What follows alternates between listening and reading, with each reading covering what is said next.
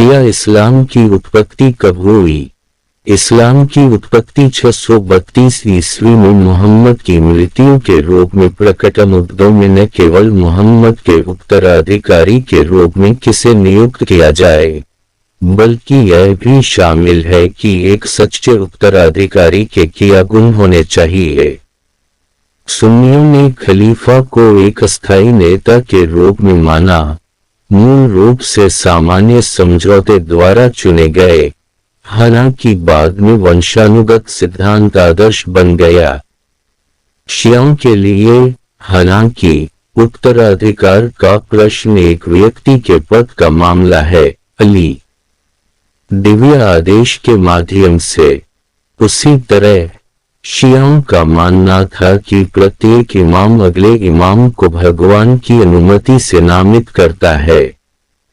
तो शिया इस्लाम के भीतर इमाम की स्थिति से कोई फर्क नहीं पड़ता कि उन्हें खलीफा के रूप में चुना गया है या नहीं। एक इतिहासकार शिया इस्लाम की उत्पत्ति पर विवाद करते हैं। उद्धरण वांछित कई के साथ कौन? पश्चिमी विद्वानों का मानना है कि शिया धर्म की शुरुआत कब एक धार्मिक आंदोलन के बजाय एक राजनीतिक गुट के रूप में। संदिग्ध चर्चा। 2 बेहतर स्रोत की जरूरत है। सत्यापित करने के लिए उद्धरण की आवश्यकता है। 3 हालांकि जाफरी इस अवधारणा या धार्मिक राजनीतिक अलगाव को पश्चिमी अवधारणा के कालानुक्रमिक अनुप्रयोग के रूप में मानते हुए असहमत हैं। 4 सुन्नी कौन? अब्दुल्ला इब्न सबा की योजना के तहत गठित हुए थे। उद्धरण वांछित। सुन्नियों ने इस विचार को खारिज कर दिया कि अली ने किसी भी विश्वास का पालन किया जो बाकी सहाबा। 5-6 बेहतर स्रोत की जरूरत। 7 शिया व्यू। शिया इस्लाम तब शुरू हुआ जब अबू बकर, उमर और अबू उबैदा अल जर्राह ने गदीर खून की घोषणा के बावजूद एक दूसरे को मददगार अंसार की पेशकश की, जहां अली को विश्वासियों का स्वामी घोषित किया गया था। अली और उसके समर्थक उसके घर में रहे। फिर अबू बकर ने उमर को घर में जलाने की कोशिश करके अंदर वालों को धमकाने के लिए भेजा।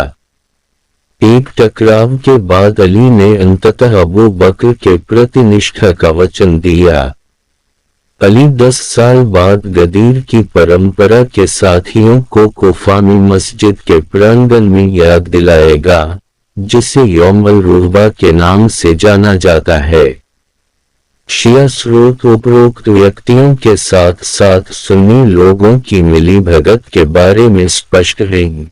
उदाहरण के लिए, जहां उमर ने अपने निधन के करीब घोषणा की कि वह अबू उबैदा या सलीम, अबू बकर के प्रति निष्ठा की प्रतिज्ञा करने वाले पहले लोगों में से एक का चुनाव करेंगे यदि वे अभी भी जीवित थे। इन व्यक्तित्वों को कुछ लोगों द्वारा अनुबंध के लोगों के रूप में जाना जाता है। अहल अल-उक़द। यह वर्णन किया गया था कि कैस बिन उबद ने कहा, जब मैं पहली पंक्ति में मस्जिद में था, एक आदमी ने मुझे पीछे से खींच लिया और मुझे एक तरफ ले गया और मेरी जगह ले ली। अल्लाह के द्वारा मैं अपनी प्रार्थना पर ध्यान केंद्रित नहीं कर सका। फिर जब वह चला गया तो मैंने देखा कि यह हुबई बिन खाकाब ने कहा, हे लड़के, अल्लाह आपको नुकसान से बचा सकता है। यह वही है जो पैगंबर ने हमें करने का निर्देश दिया था, सीधे उसके पीछे खड़े होने के लिए। फिर वह उबैया किबला की ओर मुड़ा और कहा, कबार के रब की ओर से एक लुकत बर्बाद है। 3 बार। फिर उसने कहा, अल्लाह के लिए मैं उनके लिए दुखी नहीं हूँ, लेकिन मैं उन लोगों के लिए दुखी हूँ जिन्हें उन्होंने गुमराह किया है।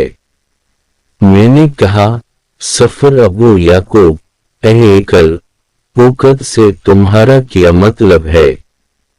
उसने कहा, शासक, तब से अलग अलग शिया समूहों ने सबसे लोकप्रिय वर्तमान रूप के साथ अलग अलग इमामेट सिद्धांतों को विकसित किया, जिसमें आरोप लगाया गया था कि 12 इमामों के साथ अंतिम एक भोग में है, जिसका अर्थ है कि वह समय के अंत तक लोगों के दृष्टिकोण से छिपा हुआ है।